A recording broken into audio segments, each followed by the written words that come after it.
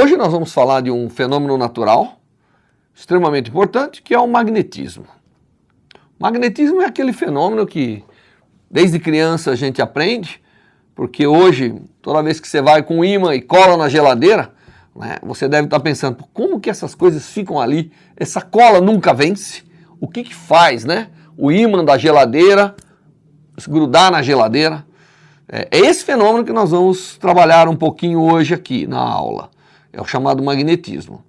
Na verdade, historicamente, o magnetismo ele é muito antigo. Se a gente fosse falar um pouco da história do magnetismo, talvez ele seja até tão antigo quanto a própria eletricidade. Aliás, deixa eu dizer para vocês que tanto a eletricidade que nós aprendemos até recentemente, como o magnetismo, eles têm algumas coisas em comum. São descritos por propriedades do espaço, só que um é campo elétrico, o outro vai ser campo magnético, um trabalha baseado nas cargas e esse vai trabalhar baseado nos ímãs ou nos chamados magnetos, tá certo?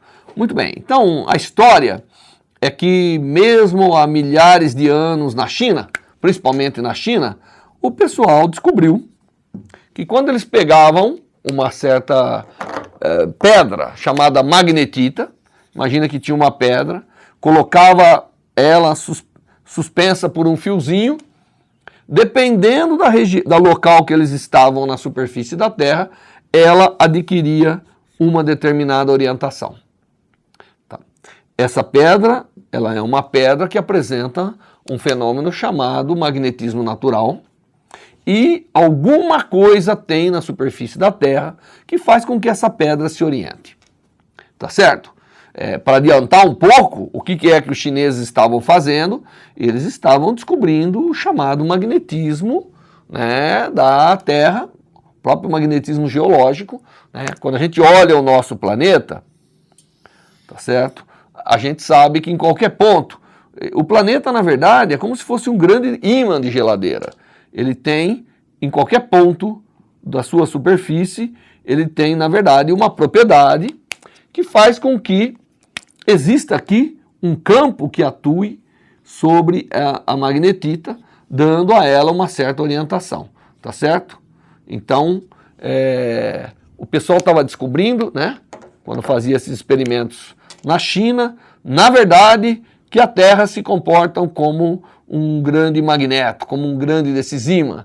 Da mesma maneira que a magnetita é um pequeno desses objetos chamados magnéticos, a Terra é um grande desses objetos chamados magnetos, e na verdade nós vamos poder ver ao longo dessa parte do curso que é possível olhar a Terra exatamente como tivessem um ímã, né? Em alguns pontos, de tal maneira que ele é uma grande, como se fosse uma grande pedra de magnetita. Também eles notaram que quando pegava a magnetita, né, e passava perto de alguns outros materiais, como é o caso do óxido de ferro, como é o caso de limalhas de ferro, coisas assim, você já notava que havia uma atração, tá certo? E essa é então a origem do magnetismo, que recebe inclusive esse nome por questões históricas, descritas aí em muitos lugares, nós não vamos elaborar muito, mas é um fenômeno relativamente antigo, de que determinados objetos têm essa característica de atraírem outros, ou mesmo repelirem outros, né? Então, o magnetismo, da mesma maneira que a eletricidade, ele foi depois sendo estudado, foi sendo entendido e se elaborou realmente uma forma de descrever esse importante fenômeno que é o magnetismo. Obviamente, o magnetismo talvez tenha sido um dos grandes elementos que fez com que o homem migrasse por várias partes da Terra, né? O nascimento dessa orientação que você pode ter deu origem à bússola, né? E a bússola foi o primeiro instrumento realmente potente e poderoso de orientação de um homem na superfície. Né? Não importa o que você vê, se você seguir um instrumento, algo mais macroscópico está te guiando. Que aqui no caso seria esse fenômeno magnético de toda a Terra. Muito bem, então agora que nós sabemos historicamente o que é o magnetismo, nós vamos elaborar um pouquinho o entendimento do magnetismo de uma forma bastante tranquila aqui, tá certo? Não é para ser uma forma massacrante, é para ser interessante. Muito bem, o magnetismo tem tudo a ver com os chamados ímãs. Então nós vamos considerar um ímã. Um ímã é um objeto normalmente metálico, podendo, né, ultimamente sendo também cerâmico. E ele é um objeto interessante, porque ele é de natureza natural, ele não tem carga, tá certo? Mas se eu pegar um ímã e colocar próximo de um outro ímã, eu observo duas situações interessantes. Em uma certa configuração, eu noto que existe entre eles uma atração.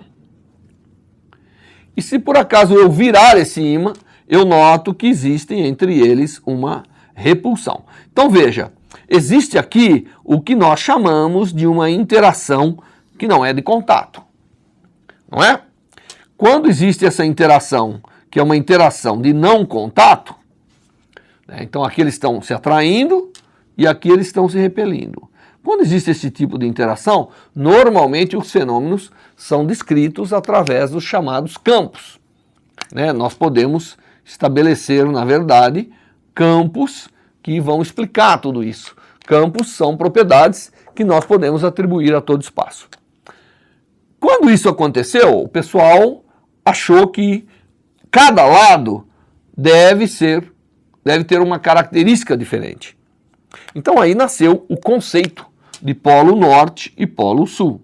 Polo norte e polo sul.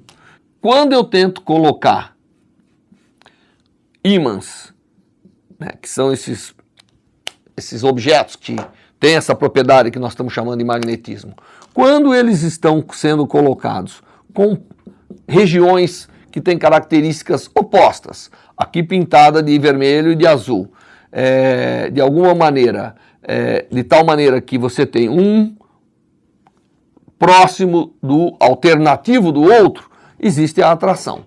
Então, aparentemente, nós podemos dizer que há uma atração quando eles estão com as mesmas características diferentes se aproximando. Quando eles são colocados com as mesmas características do magneto tentando se aproximar, eles se repelem. Então aqui tem uma repulsão, né? Então ali eu tenho uma atração, aqui eu tenho uma repulsão. E essa atração e repulsão, ela, na verdade, é a origem básica do chamado magnetismo. Alguma coisa existe ao redor de um desses materiais naturais que nós chamamos ímã, que gera uma influência sobre outros que se aproximam dele. Então, desde o início, observado de uma forma experimental, eles notaram que havia dois polos, duas regiões de um desses ímãs naturais que se comportavam diferentemente. E aí eles deram o nome de polo norte e polo sul. Então aqui para nós o vermelhinho vai ser o polo norte, enquanto o azulzinho vai ser o polo sul. Se eu tentar aproximar polo norte de polo sul de ímãs, então eu tenho atração. Se eu tentar aproximar polo norte de polo norte, eu tenho repulsão. Então, o que nós podemos ver é que o magnetismo está baseado na existência de dois polos, tá certo? E que polos iguais se repelem e polos opostos se atraem. Então nós podemos ter polos norte e sul. Daí vem a origem do norte e sul da Terra, tá certo? E esses polos, eles se atraem ou se repelem, dependendo deles serem o mesmo polo ou polos diferentes. Nesse caso, isso é bem parecido com a eletricidade, né? Cargas iguais se repelem, cargas diferentes de sinais opostos se atraem. Então, essa é uma observação natural. Existe esse fenômeno, que nós chamamos de magnetismo, que faz com que esses objetos que tenham duas regiões de comportamento diferente. E isso, então, gera a chamada interação magnética, tá certo? Que é a origem do magnetismo. Então, a interação magnética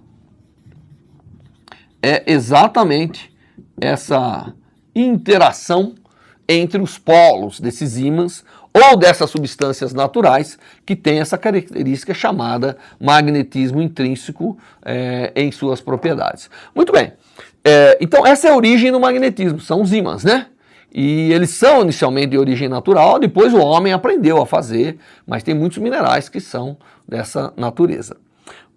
Ok, uma das coisas interessantes que se observou é o seguinte, alguém lá no passado pegou um ímã, tá certo? Vamos pegar esse ímã aqui, pegou um ímã e fez a seguinte coisa com ele. Esse ímã está se comportando dessa maneira, deixa eu cortar esse ímã no meio.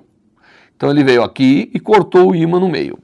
Então ele achou que o que estava acontecendo é que ele tinha isolado o polo sul do polo norte, não é verdade? Ele achou que tinha acontecido isso, tá certo? Inclusive ele separou, vem cá, cerrou um desses ímãs e observou, pô, tá vendo? Aí sim, ó, eu separei os dois, tá havendo uma atração entre eles. Aí ele tentou pegar esse lado, se isso fosse verdade, se ele pegasse esse cubinho e botasse do lado de cá, ele veria também uma atração. Mas não foi isso que aconteceu. Quando ele pegou e tentou gerar a situação que você tem o sul aqui, segundo ele que tinha dividido, e colocou o norte aqui, ele continuou observando, isso aqui deveria continuar sendo atração, né? Mas não, ele observou, foi uma repulsão. Então, o que aconteceu? Ele começou a observar que não importava quanto ele dividia um ímã, ele sempre gerava dois polos. Então, na verdade, quando eu dividi esse ímã, não foi isso que aconteceu, isso não está certo, não é isso que aconteceu. O que aconteceu, na verdade, é que esse primeiro ímã e esse segundo ímã, na verdade, mudaram e ficaram um ímã de tamanho menor, mas ainda continuando sendo um polo norte e um polo sul. Tá certo? Então, isso é uma coisa interessante que tem a ver com a forma que intrinsecamente essas coisas acontecem, que quando eu divido um ímã, eu, na verdade, não separo os seus polos. Eu divido em dois ímãs menores. E isso é chamado, quem fez esses experimentos e provou essas coisas, foi o Weber. Isso chama-se teoria de Weber. Tá certo? Então, o que o Weber nos diz, ele nos diz o seguinte, não podemos separar os polos de um ímã. Basicamente é isso. Não podemos separar os polos de um ímã. Quando eu tento cortar um ímã na metade, eu gero, na verdade, dois ímãs menores que se comportam bem parecido com aquele. Isso tem a ver com o que é a natureza a nível microscópico do ímã, como nós vamos ver já já, tá certo? Mas esse resultado é extremamente importante, porque ele diz assim, não existe, na verdade, se isso é verdade, eu divido de novo, divido de novo, divido de novo, sempre tem um pequeno dipolo. E daí vem a conclusão que nós não temos um único polo magnético. Nós sempre teremos um dipolo magnético. Isso significa que eu só tenho dipolos magnéticos.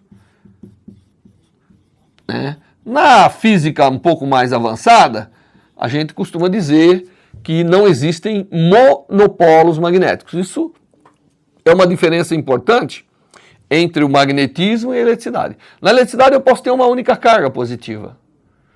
Nos fenômenos magnéticos, não. Eu só posso ter norte e sul, dipolos. Tá certo? Sempre. Só vou ter dipolos. Há coisas avançadas aí na física que querem mostrar que é possível, sim, você encontrar um monopolo, mas ainda nós não encontramos esse efeito na natureza, né? E nem conseguimos produzir artificialmente. Então, esse experimento, que a gente chama de resultado de Weber, que mostra que não podemos ter um monopólio, né? Sempre que você cortar um ímã, você tem outro ímã, cortar o ímã, você tem outro ímã. Ele mostra que, na verdade, quando eu tenho alguma coisa com essa propriedade chamada magnética, ela está continuamente distribuída pelo sistema. Isso aqui a gente pode imaginar, não é? Que a origem desse magnetismo é algo assim. Suponha que eu tenho aqui aquele ímã que eu mostrei para vocês. Tá ok? Na verdade, isso aqui é como se fosse um monte de pequenos imãzinhos alinhados, como eu estou mostrando aqui, né? Dentro aqui dessa barra, alguma coisa acontece lá a nível microscópico, a nível atômico, na verdade, e as teorias do magnetismo que realmente explicam por que a matéria tem essa característica, elas vão a nível atômico, a nível do elétron, inclusive. E aí, se você notar, ó, não importa como eu divida, sempre eu vou ter flechinhas terminando de um lado e começando do outro. Então não importa, se eu dividir aqui, separar, eu tenho um conjunto de flechinhas indicando aqui entre sul e norte, né? E se eu dividir aqui de novo, mesma coisa. E se eu dividir aqui de novo, mesma coisa. Então, o fato da gente observar que, cortando um ímã, ele mostra que a magnetização, ou a propriedade magnética da matéria, é algo continuamente distribuído na matéria. Lá a nível atômico é onde está essa origem do magnetismo das coisas, né? E que faz com que essa característica seja verdadeira. Então, o fenômeno magnético, ele então vem um pouquinho diferente do fenômeno elétrico em alguns aspectos, porque aqui eu não posso ter um único polo. Eu sempre vou ter os dois e, portanto, eu tenho que ter o equivalente, aquilo que nós aprendemos das linhas de campo, aqui elas vão ser sempre contínuas, não é? Porque sempre vai sair do norte e chegar ao sul. Muito bem, mas nós queremos entender como descrever um ímã e tudo isso, e para fazer isso, eu gostaria de fazer um novo experimento. Eu vou pegar um ímã, não importa o tamanho desse ímã, porque ele sempre vai estar caracterizado da mesma forma. Mas alguém fez lá e chamou esse polo de norte, isso é uma referência, a gente chama de norte e sul, baseado no fato de que o ímã pode se orientar no campo da Terra ou se anti-orientar, tá certo?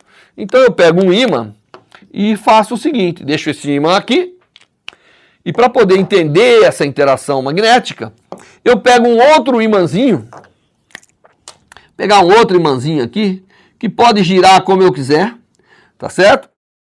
Esse outro imãzinho eu pego aqui, e eu penduro ele pode virar livremente, e eu venho aqui e começo a girar ele ao redor. Eu noto que aqui o imãzinho estava orientado dessa forma. Aí eu noto que aqui o imãzinho estava orientado dessa forma. Aqui eu noto que ele se orientou, esse meu imãzinho se orientou desta forma. Chegou aqui, ele estava orientado desta forma. Aqui ele se orientou desta forma. E aqui, quando eu botei ele aqui do lado de cá, ele estava orientado desta forma. Tá certo? Claro, aqui eu não coloquei a parte vermelha, mas a parte vermelha está aqui. Então eu fiz esse experimento, posso fazer esse experimento. E aí eu noto que ao redor de um ímã existe uma propriedade que orienta outros ímãs. Tá certo? Então, daí crio o conceito de campo magnético. Eu crio o conceito que alguma coisa é como se esse ímã estivesse criando ao redor de tudo isso, não é? Uma linha de ação, né, que nós vamos chamar a linha do campo magnético, e que faz com que ele haja sobre outros magnéticos, tá certo? E a gente adota que essas linhas que caracterizam as propriedades de um magneto ao redor de um ímã, né? São as chamadas linhas de campo e caracterizam um campo. Em cada ponto, essa linha está indicando como que é um campo que nós chamamos de campo magnético, chamamos de B, tá certo? Chamamos de B, e ele, não sei quem informou, mas nesse ponto do espaço, existe uma configuração de campo gerada por um magneto, tá certo? Que faz com que os ímãs se orientem. Então alguma coisa faz um torque, né, como a gente diz, sobre um pequeno ímã, orientando ele na direção do campo. Então, o que o magnetismo faz é entender como isso aqui ocorre, como um objeto pode ser magnético e como ele influencia todo o espaço a seu redor. Então a gente diz que um magneto, né, um ímã permanente, ele gera um campo magnético em todo o espaço.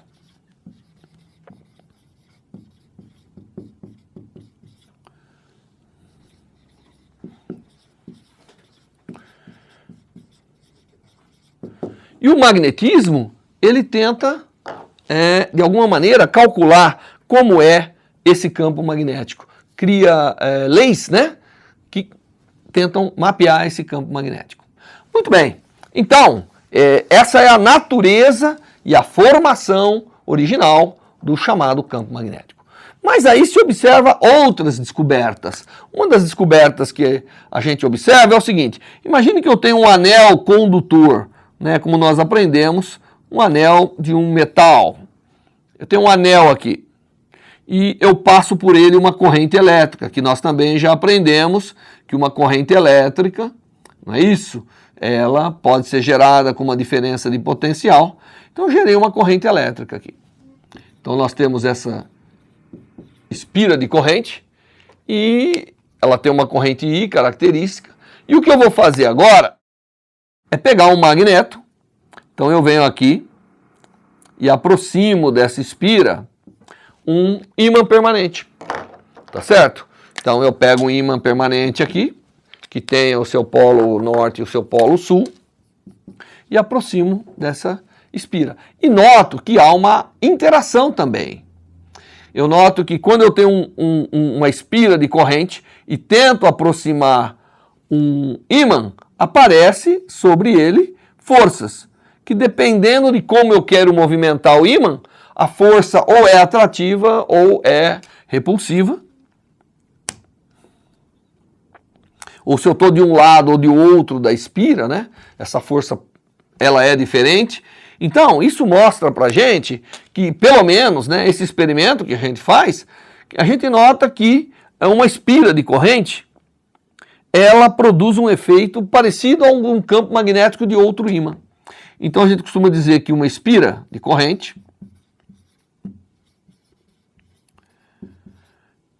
gera um efeito no espaço parecido com um campo, tá certo? Que nós chamamos que gera também um campo magnético.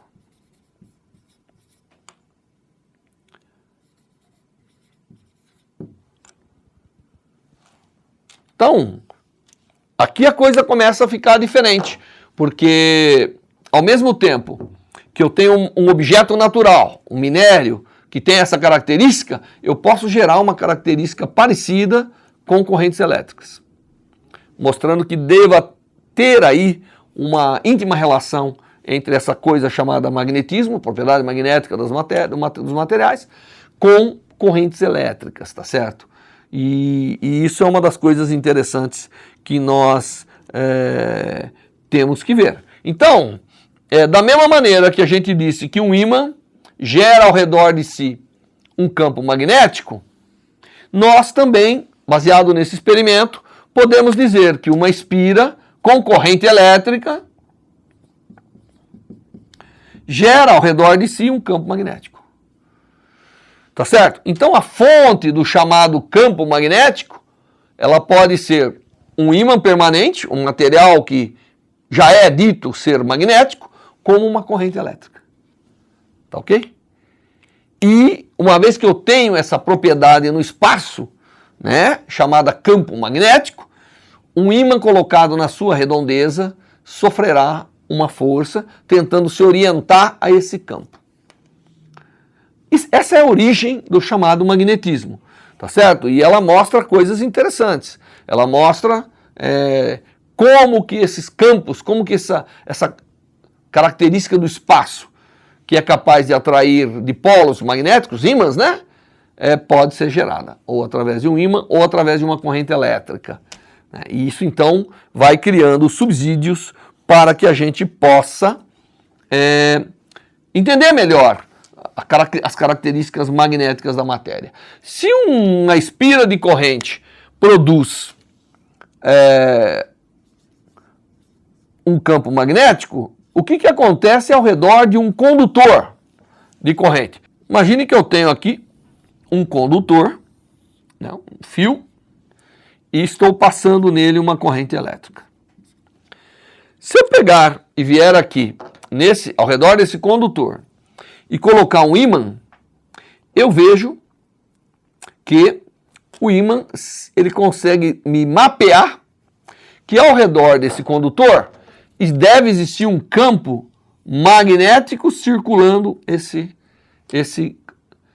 condutor. Então, uma linha de corrente produz um campo magnético que circula a linha de corrente. Então, B circula a corrente, porque eu produz. Tá certo? Então, quando eu tenho um condutor, eu venho aqui com um imãzinho, eu observo que o campo magnético produzido por essa corrente elétrica, ele na verdade circula. Novamente, isso é feito colocando como se fosse uma bússola, né, que é um pequeno ímã, mapeando totalmente a redondeza desse condutor. E esse fenômeno é um fenômeno também extremamente importante, porque ele vai dizer para a gente que correntes elétricas, né, ao redor de uma corrente elétrica, se produz um campo magnético. E, portanto, qualquer grandeza magnética, qualquer entidade magnética ficará sujeito à ação desse campo quando colocada nessa redondeza. É bastante interessante, tem um experimento muito importante que a gente faz, que é feito da seguinte maneira. Eu pego uma folha de papel, eu coloco nessa folha de papel um condutor de corrente, então põe um fio passando por essa folha, e esse fio, por ele eu vou passar uma corrente elétrica. Aí eu coloco nesse papel aqui limalhas de ferro. Esfrego o ferro, produzo um pozinho de ferro, limalhas de ferro, que são distribuídas. Quando eu passo a corrente, eu noto que as limalhas de ferro se distribuem em círculos ao redor dessa corrente. Tá certo? Mostrando que há aqui nesse espaço realmente um efeito circulatório, que é o campo magnético. Por que as limalhas de ferro elas se alinham com o campo magnético? Aí tem materiais que na presença do campo magnético transformam-se como se fosse num pequeno ímã. Né? Esses materiais que se transformam como se fosse num pequeno ímã, aí vira um pequeno ímã na presença do campo magnético. E aí ele se orienta como se fosse um ímã. Né? Então o ferro, por exemplo, ele é um desses materiais, que na presença de um campo magnético ele se transforma imediatamente como se fosse um pequeno ímã. Quando você tira o campo magnético, ele volta a ser o que era. E tem materiais que depois que você põe o campo magnético, ele fica permanentemente como um magneto.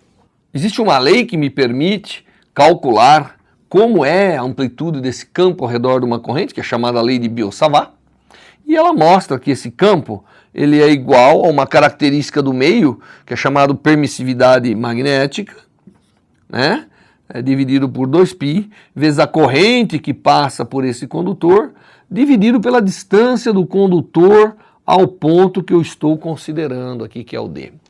Essa é a chamada lei de Biot-Savart, tá certo? E é uma forma interessante que esse campo ele é um vetor em cada ponto, né? E se você pegar o condutor com a mão direita, com o polegar indicando a corrente, os dedos indicarão como que o campo magnético está circulando o condutor. Bom, agora você deve perguntar, você mostrou tudo isso, nós aprendemos outro dia que a corrente elétrica tem unidade de ampere e que a distância tem unidade de metro. Essa constante aqui, ela tem um monte de unidade, mas o importante é que a constante de campo magnético é o Tesla. Então, quando eu uso no sistema internacional de unidade, corrente em ampere, distância em metro, o campo acaba tendo uma unidade que é chamado de Tesla. Então, uma corrente elétrica gera ao redor de si um campo magnético capaz de interagir com, portanto, pequenos objetos magnéticos, né? E obedece essa lei, nós não vamos deduzir aqui no momento, isso você vai fazer nos cursos que você vai aprender no ciclo básico, das engenharias principalmente, ou de ciências exatas, e que a unidade desse campo aqui é o chamado Tesla, né? Hoje se diz que há aí uma tendência em se mudar um pouco as unidades, mas no momento é isso que temos. Então, ao percorrer um condutor, né, nós temos ao redor dele linhas que mapeiam um campo que é o campo magnético. Então, ao redor de uma corrente, você é circulado por campos em todo o espaço, chamado campo magnético. Na verdade, quem descobriu pela primeira vez que um condutor gerava o campo magnético foi Ørsted. Então, Ørsted, há muito tempo atrás, 1820, ao redor dessa data, ele fez um experimento com condutores e mostrou que ao redor do condutor, passando uma corrente, você tem essa característica denominada de campo magnético. Bom, explicado um pouco isso, nós temos que entender um pouco mais sobre essa natureza do campo. Normalmente, o que eu estou desenhando aqui são chamadas linhas de campo, porque é uma forma de dizer como é o campo magnético em cada ponto. Uma linha de campo magnético é que nem uma linha de campo elétrico que nós aprendemos. Ela indica em cada ponto como é a direção e, inclusive, se as linhas estão mais próximas ou mais distantes, elas dizem a amplitude do campo magnético, tá certo? Então, a visualização do campo magnético no espaço causado por uma corrente ou por um ímã é a chamada linha de campo. Aqui eu desenhei as linhas de campo ao redor de um condutor. Se eu tivesse um ímã permanente, essas linhas de campo seriam levemente diferentes. E aqui eu gostaria de mostrar uma coisa importante, que é a notação que nós damos às linhas de campo, né? Então, se eu tenho um ímã, eu tenho uma parte que eu chamo de polo norte e tem uma parte, como nós vimos já, que eu chamo de polo sul. Sul, e ali é o norte. Da mesma forma que a corrente produz o campo, o ímã permanente também produz, e por notação, nós adotamos que as linhas de campo, se eu mapeasse ao redor de um ímã as linhas de campo, eu viria que elas têm essa natureza. Elas sempre têm origem no polo norte, né, do ímã, e elas emergem no polo sul. Dentro do ímã, elas continuam percorrendo um caminho, tá certo? Então, dentro do ímã, elas vão do sul para o norte. Fora do ímã, elas vão do norte para o sul. E elas circulam, então, em todo o espaço. As linhas de campo preenchem todo o espaço ao redor de um magneto. Tá certo? E elas indicam em cada ponto como é o campo magnético. Elas servem para mostrar que aqui tem um campo magnético dessa forma, aqui tem um campo magnético dessa forma, aqui tem um campo magnético dessa forma, aqui tem dessa forma e assim por diante, né? Então o campo magnético, ele sai e fecha, né? Então a gente também costuma dizer que não existe, ao contrário da eletricidade, que as linhas de campo nascem e desaparecem, não é? Eles nascem na carga positiva e desaparecem na carga negativa. E, portanto, se você só tiver uma carga positiva, as linhas de campo só nascem. No magnetismo é diferente. As linhas de campo são contínuas. Elas sempre têm que nascer num ponto e fechar o caminho. Então, não é que elas morrem ali, é que elas percorrem daqui para cá. Então, elas emergem e emergem. Emergem no polo norte e emergem no polo sul, né? E montando essa configuração que nós vimos aí. Bom, Da mesma forma que um condutor gera um campo magnético, né, uma espira também gera, que eu mostrei para vocês, isso foi observado que a espira gera.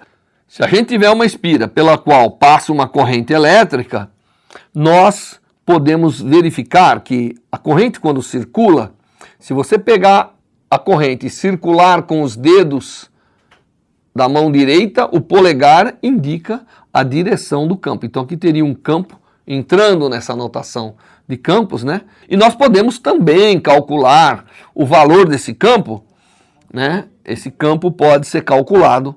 É interessante que ele é quase igual ao campo de um condutor, só que ele é, no centro, ele é basicamente a corrente dividido pelo raio. Então isso aqui é um loop que tem um certo valor. A gente consegue montar o campo magnético. Se eu pegar e desenhar essa bobina, vou desenhar essa bobina olhando lateralmente para ela. Normalmente a gente gosta de olhar a bobina assim, onde aqui a corrente está saindo e aqui a corrente está entrando.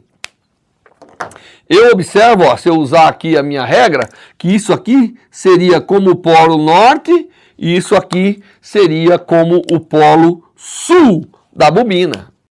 Então as linhas de campo aqui, elas saem daqui, dão a volta e chegam aqui. Essa é como se caracteriza a configuração de linhas de campo ao redor de uma bobina, não é? Pela qual passa uma corrente. Então, e aqui é interessante porque você nota que aqui dá para notar que as linhas de campo, elas, na verdade, podem existir soltas, né? Elas não têm que necessariamente passar por nenhum material. Não é como em eletricidade, que elas têm origem na carga positiva e terminam na carga negativa. Aqui não. Aqui, dado uma corrente, as linhas circulam a corrente. Elas formam linhas fechadas ao redor da corrente. Isso é uma característica importante do magnetismo. O campo magnético de qualquer coisa, seja um ímã permanente ou uma corrente que o gera, ele sempre forma uma linha fechada. Isso faz com que o magnetismo tenha uma série de características importantes. Se eu posso gerar um campo magnético por uma espira, eu posso gerar por muitas espiras. E muitas vezes o que a pessoa faz é criar uma espécie de espiral com muitas espiras e vir aqui e passar uma corrente elétrica por essa espira.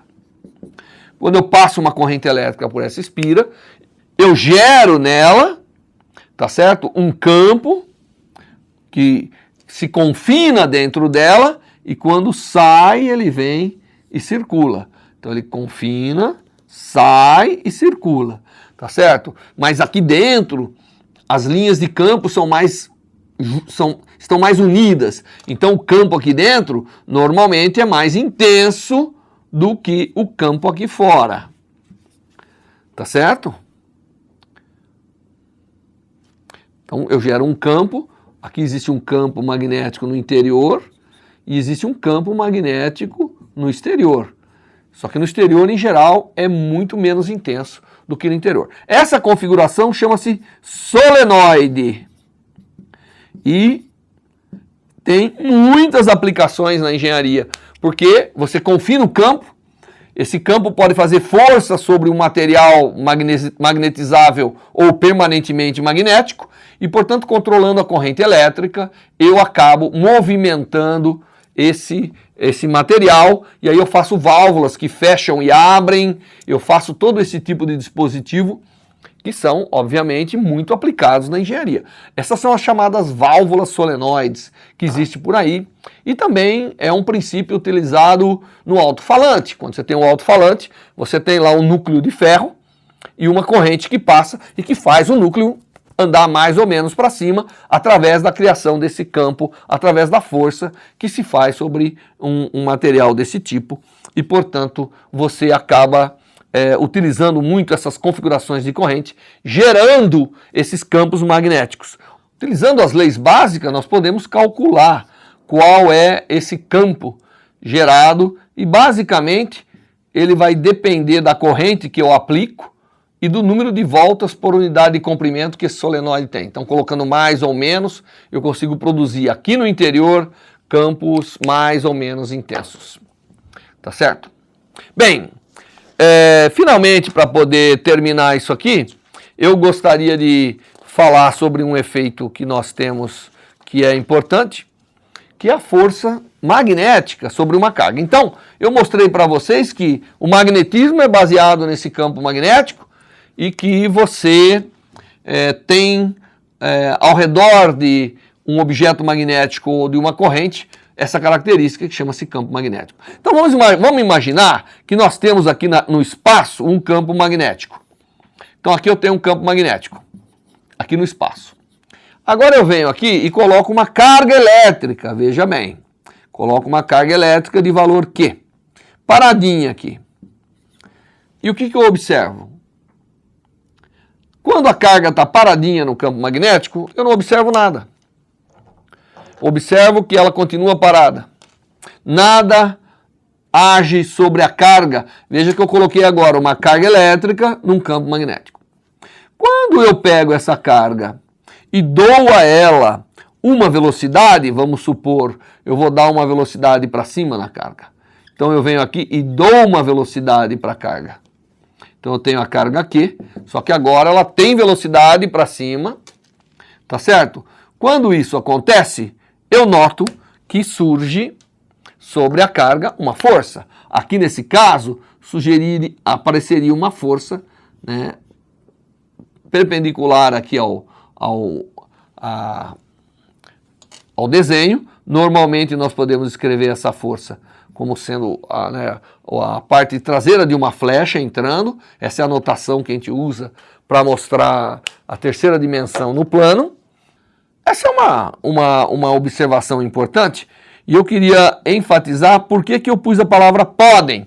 Porque a gente observa que se por acaso a velocidade estiver na direção do campo, se eu por acaso sobrepusesse ao campo uma velocidade, eu notaria que não faria diferença. A força continuaria zero. Então, ou a velocidade sendo zero, ou ela estando paralela ao campo magnético, a força sobre a carga é zero.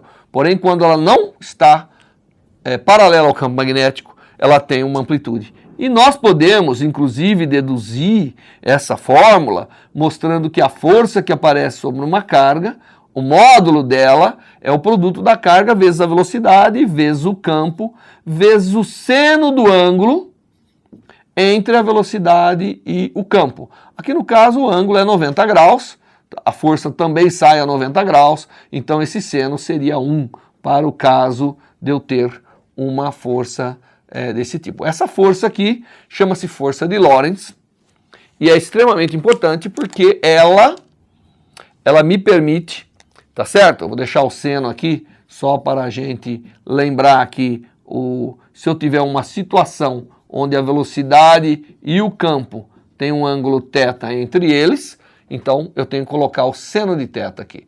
Essa força é extremamente importante porque muitas das aplicações que eu uso utilizando campos magnéticos para agir sobre cargas em movimento, que são correntes elétricas, eu tenho que levar em conta esse princípio para que possa ter um efeito importante. Bom, esse é um resultado também importante que a gente chama sobre força magnética sobre cargas em movimento.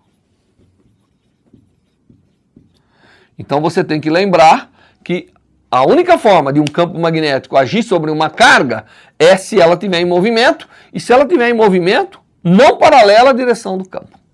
Tá certo? Essa é uma característica geral desse efeito. Bem, eu queria, para poder concluir a aula, falar mais algumas coisinhas para vocês, mas eu queria me ater, não é? O tempo vai passando, eu queria mostrar algumas aplicações que nós temos de tudo isso, do magnetismo, que é surpreendente, né? Se não fosse o magnetismo, provavelmente a nossa civilização estaria num outro estágio. E por que estaria num outro estágio? Porque os motores e os dínamos são baseados no magnetismo. E eu vou mostrar os motores para terminar essa aula. Vamos imaginar que nós temos aqui um grande ímã, então nós pegamos um grande ímã, né? E aqui do lado vamos pegar um outro grande ímã, né? Criando uma situação que você já vai entender, tá certo? A gente cria aqui. Aqui eu vou pegar um ímã e aqui eu vou pegar como sendo o polo sul do ímã.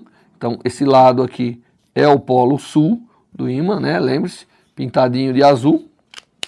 E aí o outro vai ser o polo norte, tá certo? Então eu tenho aqui um ímã com o polo norte. O que acontece nessa situação é que eu tenho linhas de campo saindo, né? Esse sistema aqui, na verdade, forma um sistema complicado, as linhas de campo saem, mas entre esses dois ímãs aqui, que é o polo norte e o polo sul, eu tenho, na verdade, linhas de campo saindo do polo norte e entrando no polo sul. Então aqui eu tenho um campo magnético aqui, ó, B, tá certo? Entre esses polos desse ímã. Aí o que eu vou fazer agora é fazer o seguinte, eu vou chegar aqui dentro desse ímã e vou colocar um condutor. Se eu colocar aqui dentro um condutor, eu venho aqui e coloco um fiozinho e passo por esse fio uma corrente elétrica. O que eu observo, agora eu vou desenhar essa configuração aqui para você entender melhor, tá bom? Então eu tenho aqui os dois polos, eu tenho o meu fio passando uma corrente aqui, eu tenho aqui o sul, aqui eu tenho o norte, e o que eu observo? E aqui eu tenho o campo magnético, né? Então aqui eu tenho o campo magnético nessa direção, então esse aqui é o B, campo magnético gerado por esses ímãs. O que eu noto aqui é que aparece uma força sobre o condutor, tá certo? E essa força, ela é perpendicular ao campo aqui no caso. Tá certo? Então eu observo que tem uma força sobre o condutor. Essa força é a força sobre a corrente. A gente pode calcular essa força por unidade de comprimento do condutor, ela é simplesmente o produto da corrente, é basicamente o produto da corrente pelo campo, tá certo? Então aparece uma força aqui, que faz uma força sobre esse condutor. Então agora imagine que eu vou fazer a seguinte situação, eu vou pegar esse sistema e vou, ao invés de botar um condutor, eu vou botar dois condutores. Eu vou pegar isso aqui, então vou pegar esse sistema, eu vou colocar um condutor aqui, um outro condutor aqui, né, de tal maneira que a corrente vem para cá e volta para cá. Então eu coloquei aqui o que eu chamo de uma espira dentro do campo magnético. E por essa espira passa uma corrente. O que vai acontecer aqui? Deixa eu lembrar também vocês que essa força, ela aparece quando eu estou passando corrente no condutor, porque nós acabamos de ver que campo magnético exerce uma força sobre cargas em movimento. E uma corrente elétrica, ela é um processo de cargas em movimento. Então, a força que aparece sobre um condutor é o acúmulo, né, da força do campo magnético sobre todas as cargas que estão em movimento. E o que acontece é o seguinte, como aqui eu tenho dois condutores, né, eu vou pegar esses dois condutores que eu estou desenhando novamente os dois polos, e aqui eu tenho um condutor aqui levando a corrente e um condutor aqui trazendo a corrente. O que acontece nessa situação é que o campo é o mesmo, né? O campo é o mesmo. Aqui as cargas estão indo num lado, aqui as cargas estão vindo por outro. Então o que acontece? Aparece uma força aqui assim e aqui oposta. Então se eu pegar agora esse sistema, essa espira de corrente, e colocar nesse campo e passar essa corrente, aparece uma força, uma para cima, outra para baixo, que forma o que nós chamamos de um binário de força. E o binário de força, ele tende a rodar as coisas. Então, nessa característica, o que vai acontecer? Vai acontecer que aparece uma força para cima e uma para baixo, esse sistema vai começar a rodar. Tá certo? esse sistema roda. E esse é o princípio do motor elétrico. Então, um motor elétrico que eu transformo corrente elétrica em rotação, nada mais é do que uma manifestação da força magnética sobre as correntes elétricas que estão ali. Por isso que o motor, ou ele tem magnetos permanentes, ou ele tem, obviamente, bobinas que funcionam como magnetos permanentes.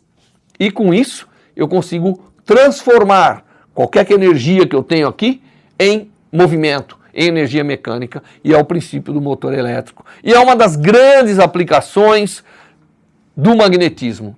Imagine o que o motor elétrico faz para a gente. Sua máquina de lavar não existiria, a maioria das coisas que está ao nosso redor que se move não existiria, porque nós não teríamos essa forma de controladamente gerar movimento através da corrente elétrica. Tá certo? Então os motores são extremamente importantes e são uma aplicação bastante elegante, vamos dizer, do chamado magnetismo. Bem, com esse exemplo a gente fecha essa pequena introdução do magnetismo e na próxima aula nós vamos ver uma coisa ainda mais interessante, que é o que acontece quando eu começo a variar no tempo os campos magnéticos e os campos e as correntes que estão envolvidas aqui. O que isso leva? Leva a campos que variam no tempo. E o que são esses campos? O que eles geram? Mas isso nós vamos ver na próxima aula. Até lá!